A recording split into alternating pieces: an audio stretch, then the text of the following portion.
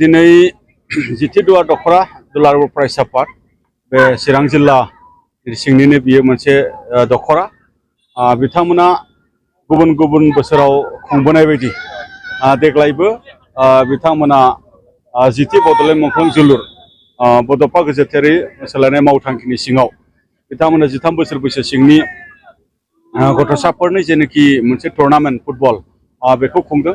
थारैनो बे हाबाफारिया खोब बाख्नायथाव जादों आरो बे हाबाफारिखौ खुंनायनि थाखाय जितिदुवा दखरा दुलाराय फरायसा आफादनिसिम आङो गिबियावनो रोजा रोजा साबायखरखौ बावदों।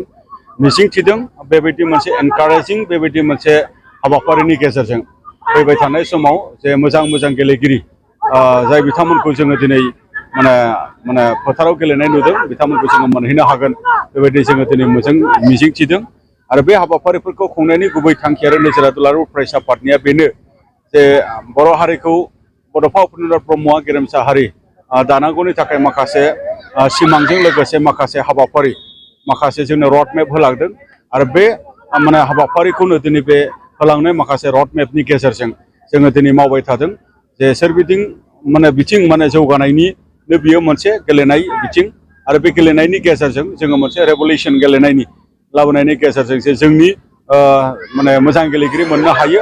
मोजां गेलेगिरि जानो हानायजों लोगोसे बिथांमोना गावखौ आरो न'खरखौ दैदेननायजों लोगोसे जेन बिथांमोना हारिनि रांखान्थि बा हारिनि मोनसे मुं बेखौ मुलुग दरबाराव गायसननो हायो बेबायदि जोंहा मोनसे मिजिं दङ।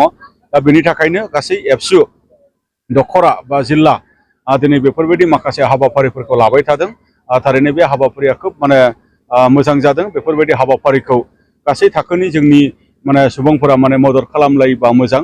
मानो होनबा दिनै जोङो नुबाय थादों जे जोंनि लाइमोनफोरनि मोनसे ड्रप आउट बा जोंनि लाइमोनफोरनि मोनसे ड्राग बा जोंनि लाइमोनफोरनि उन्दै बैसोआव हाबा जानाय बा लाइमोनफोरनि माखासे एन्टि ससियेल एक्टिभिटि माखासे बेबायदि मोनसे थासारिफ्राव भिक्टिम जानांनाय बेबायदि थासारिफोरखौ नायोब्ला जोङो दिनै जेरैखि जाया मोनसे पजिटिभ डाइरेक्सननि गेजेरजों जोंनि लाइमोनफोरखौ जोङो पुशिं खालामनांगोन। फरायनाय बा कालचार बा स्पर्ट्स बा गुबुन गुबुन बेबायदि मोनसे पजिटिभ डाइरेक्सननि माखासे एक्टिभिटिखौ जोङो दिनै समाजाव मोनसे मोजां परिबेसनि गेजेरजों जों वेलकाम खालामनांगोन आरो बेवहाय जोंनि गथ'साफोरखौ जोङो एनकारेज खालामनांगोन। गोजोन्थों। खेलानि बेलायाव दुलाराय बर' फरायसा आफादा काबादि आरो फुटबलखौल' बांसिन नोजोर होनाय नुनो मोननाय जादों बे बेलायाव। दा बे बेलायाव दुलाराय फरायसा आफादाबो मोनसे भलेन्टारि अर्गेनाइजेसनसो जाहैबायथ'।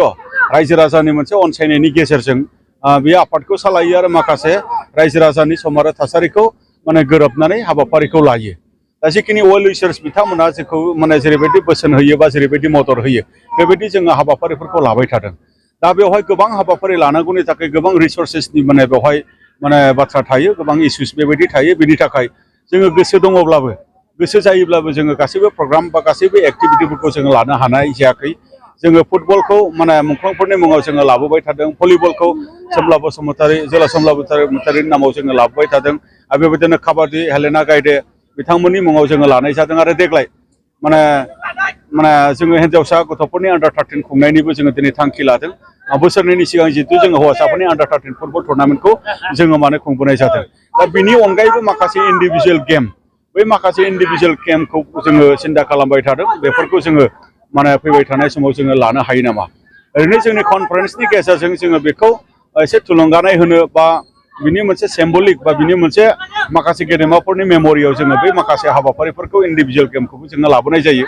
नाथाय बेखौ जोङो एक्सटेन्सिभलि बेखौ जोङो बेखौ मोजाङै बा इन्टेन्सिभलि जोङो बे बुस्थुखौ जोङो हाफुंनाय जायाखै।